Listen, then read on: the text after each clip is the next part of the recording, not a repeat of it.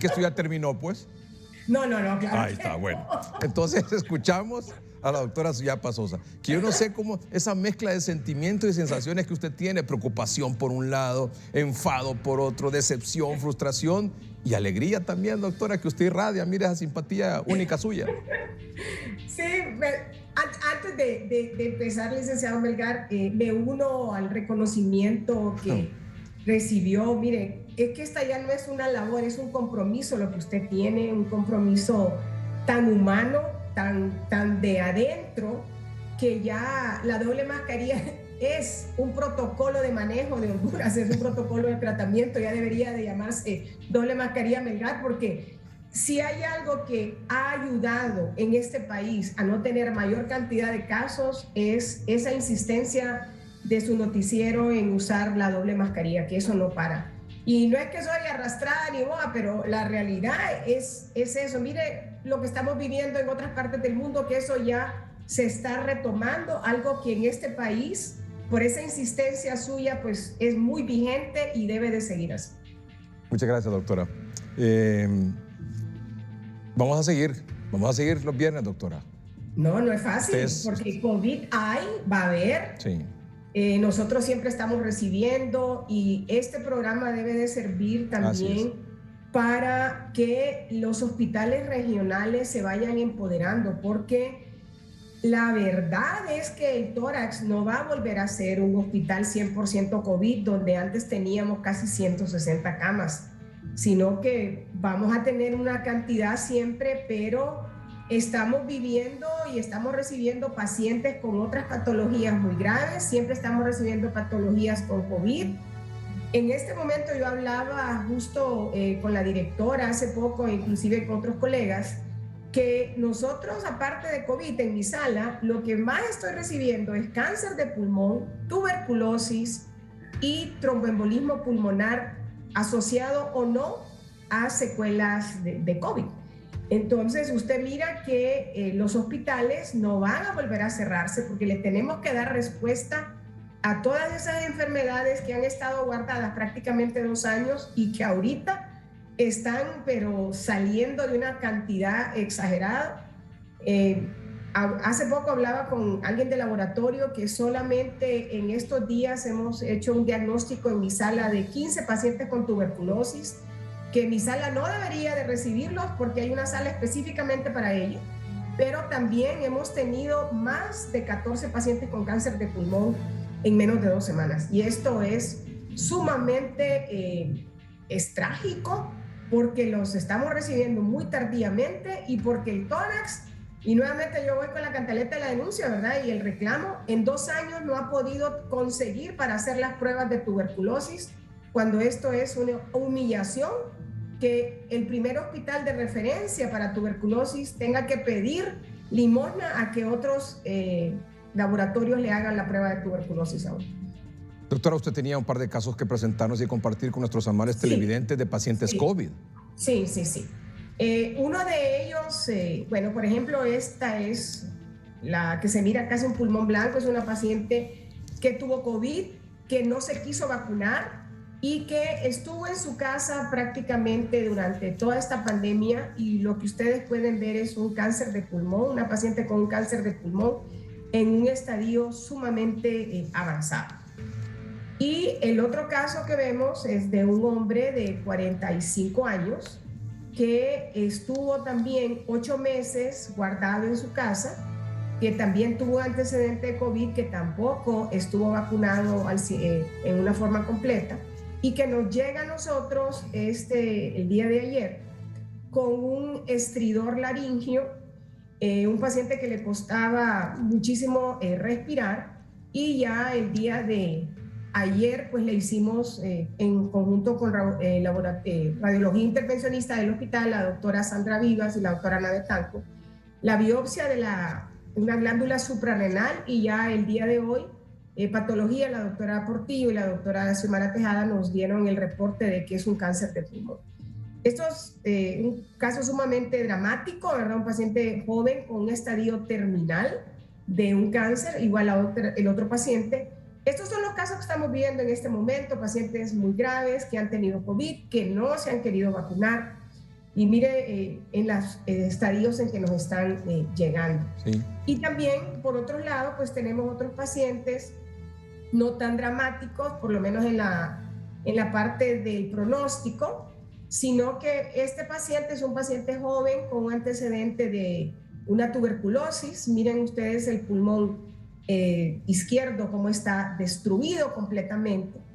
Y estos son los casos que le digo que tenemos que pedir ayuda a otros hospitales, a otros laboratorios, pero para que no se hagan la prueba de tuberculosis, porque el tórax todavía hoy, después de 2 años, no tenemos una respuesta de cuándo lo vamos a hacer. Y esto de verdad que es indignante para nosotros como centro de referencia estar en esto. Y el último paciente, el licenciado Melgar, es un paciente que estuvo en la unidad de cuidados intensivos con COVID, y que este paciente, gracias a Dios y a los manejos tanto del personal de enfermería como médica de la unidad de cuidados intensivos, logró salir de la intubación, y es un paciente que en este momento lo tengo en la sala como un long COVID, donde el paciente está en un manejo con la doctora Gabriela Galdames y su equipo de rehabilitación, donde ya el paciente, gracias a Dios, puede caminar, porque el paciente no podía ni caminar, hizo unas úlceras tremendas por estar tanto tiempo acostado e intubado, y ya el paciente camina. Lo que vemos en el hospital son casos muy graves, son casos muy serios, y por eso es tan importante que en este momento que hay poca cantidad, digamos, de casos, no nos confiemos, porque es solamente cuestión de días que el Omicron se diga ya está aquí. El Omicron ya está aquí, pero como nosotros no tenemos cómo poder hacer laboratorialmente la secuencia genómica, no podemos nosotros diagnosticarla, pero eso está aquí, y este es el momento donde la Secretaría de Salud debe de cumplir todo eso que le prometió, porque este gobierno se ha caracterizado por mentiras y más mentiras, y ojalá que esto al personal de salud que fue votado injustamente se le cumpla, porque a la parte de los fondos del BID no les fueron integrados a esta nueva contratación que teóricamente va a ser, lo cual es una injusticia, porque eso es como los hijos, o le da todo o no le da a nadie, sí, porque todos trabajaron igual y todos se sacrificaron. Así es, doctora. Y cuando refiero a los hijos, está hablando de médicos, enfermeras auxiliares, enfermeras profesionales, enfermeras y enfermeros, quiero decir, personal de higiene, de aseo, técnicos de laboratorio, es decir, todos corrieron el mismo riesgo. Todos. Así es. Morgueros, técnicos de radiología, todos, absolutamente todos. Sí. Y personal que sigue corriendo ese riesgo, a pesar de que saben, como el licenciado de enfermería que entrevistamos hace unos minutos en Santa Bárbara, que sabe que el 31 de diciembre se va.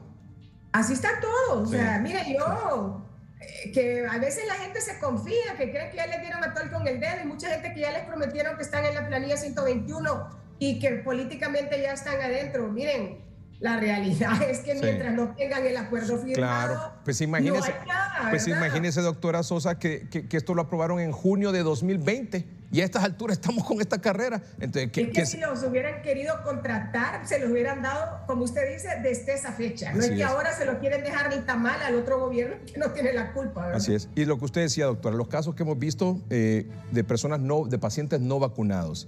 ¿Qué pasa? Por ejemplo, hay un 43-45% de la población meta a vacunar en Honduras, que solo tiene poco más de 2,5 millones de hondureños que no tienen vacuna o solo tienen una vacuna.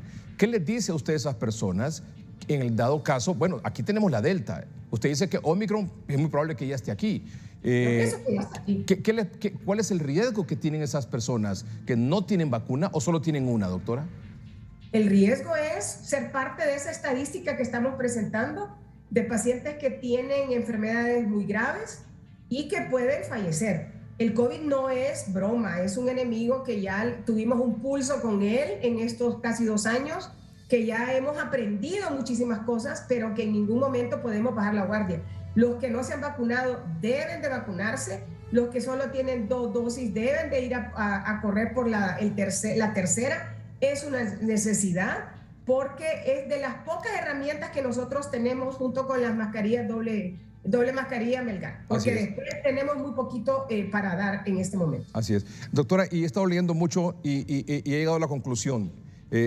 que el aumento exponencial de casos provocados por la variante Omicron es lo que va a matar a las personas.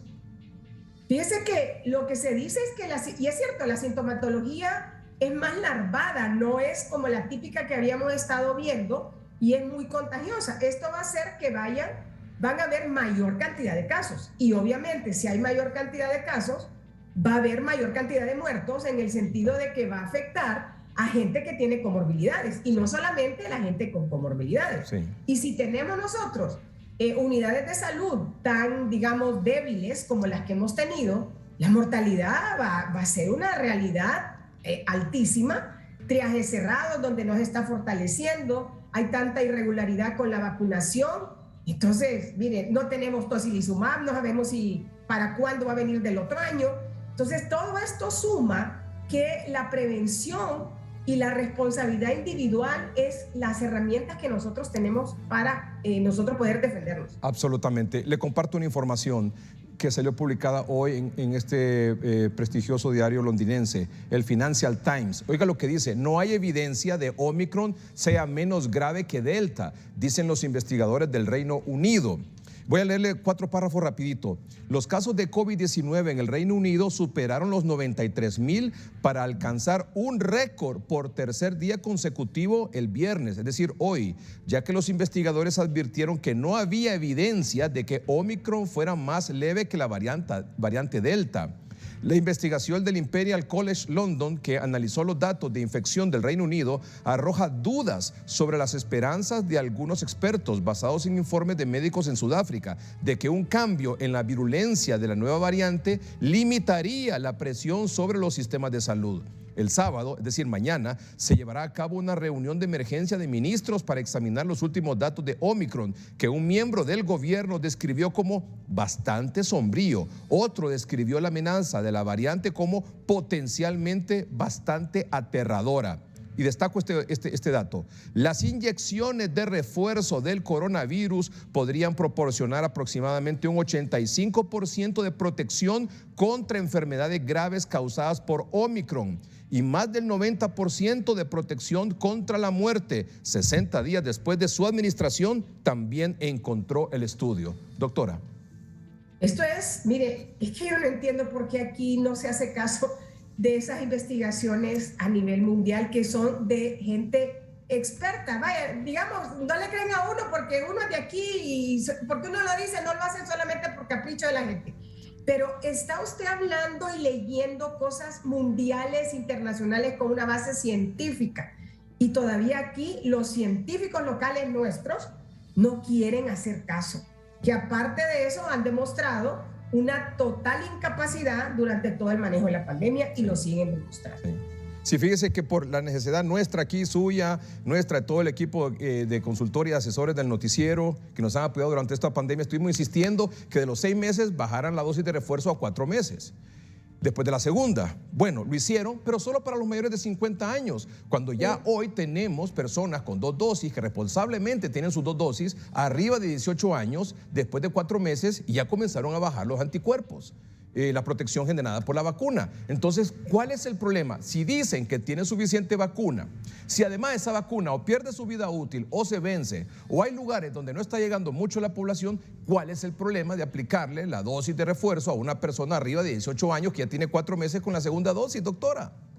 Mire, por ejemplo, el San Felipe, que le bloquearon al doctor Cruz el poner la vacuna, él tiene, digamos, una grandísima...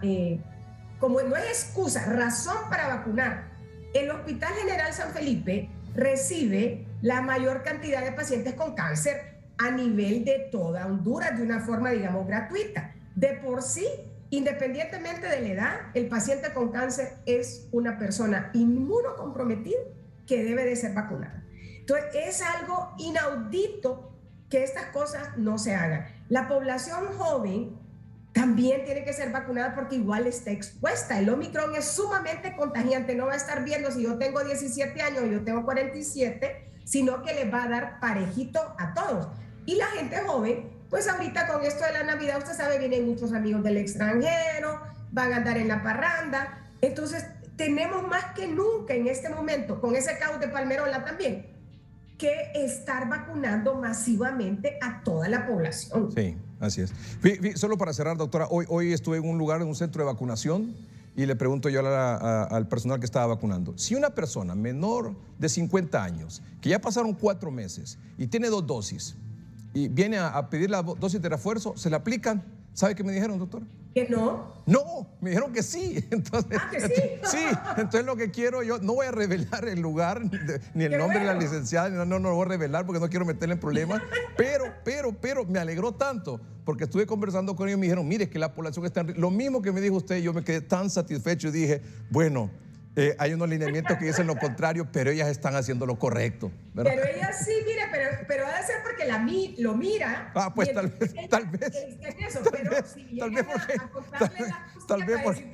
Tal vez porque me dijo, pero voy a mandar a alguien ahí de manera encubierta para ver si realmente me estaba mintiendo o me estaba diciendo la verdad. Pero bueno, eso me alegró. Es más, yo invito al personal de salud que está en los centros de vacunación, si llega alguien después de 18 años en adelante y tiene 4 meses después de la segunda dosis, aplíquesela. Si esa vacuna usted sabe que se le va a vencer o va a perder su vida útil, en vez de botarla, aplíquela. ¿Verdad, doctor? Mire, el colmo sería eso, licenciado Melgar, que prefieran que se venza la vacuna en un país con tanta necesidad, sí. En un país que definitivamente necesita reactivar tanto la economía, sí, por todo lo que nos ha golpeado, no solo esta pandemia, sino que todas las pandemias que hemos vivido en los últimos 12 años. Sí. Doctora, le agradezco mucho, como siempre. Es un orgullo para nosotros que usted nos acompañe. Sabe que cuenta con toda nuestra estima, consideración y admiración especial. Doctora, solo voy a hacer una pregunta aquí al aire. No sé si la voy a comprometer o no. El próximo viernes, doctora, ¿nos vemos aquí? Claro. ¿Sabe qué fecha es? Sí. El 24, yo no salgo, yo me cierro. Eso, doctora. Aquí nos encontramos. Gracias, doctora. Soy Pasosa. Nos vemos, buenas noches. Gracias, buenas noches. Vamos a una pausa comercial.